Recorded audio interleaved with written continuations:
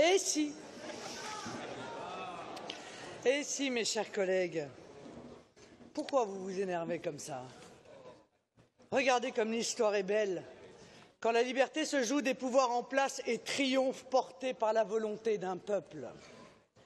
Le vote de nos amis britanniques en faveur d'une sortie du Royaume-Uni de l'Union européenne est de loin l'événement historique le plus important qu'ait connu notre continent depuis la chute du mur de Berlin. C'est un signal de liberté envoyé au monde entier. C'est aussi le cri d'amour d'un peuple pour son pays. Les Britanniques ont choisi une voie que d'aucuns prétendaient fermer pour toujours, et vous en faisiez partie d'ailleurs.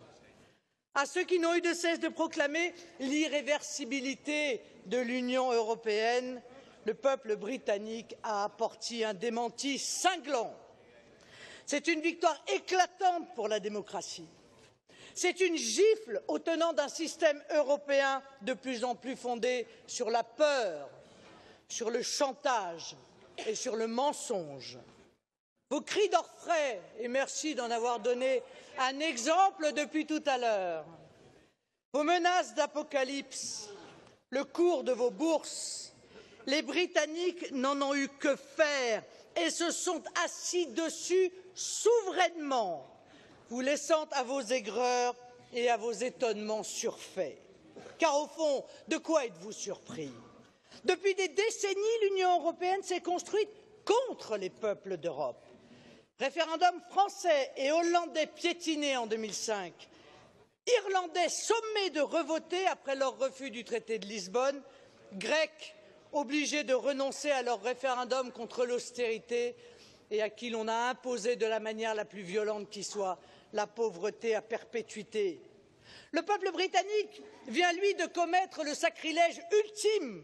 Il a brisé les chaînes qui le liaient à l'Union européenne, érigées en religion par ses propagandistes. Alors forcément, quand on s'est aveuglé pendant des décennies en mettant en œuvre des politiques absurdes qui ont entraîné désindustrialisation, chômage de masse et immigration massive, ah mon Dieu qu'il est difficile de revenir à la réalité et de comprendre ce qui se passe. Propagandistes de l'Union européenne, soi-disant à gauche, au centre ou à droite, allez, rangez vos mines boudeuses, rangez vos discours de rageux et réjouissez-vous au contraire de la libération des peuples.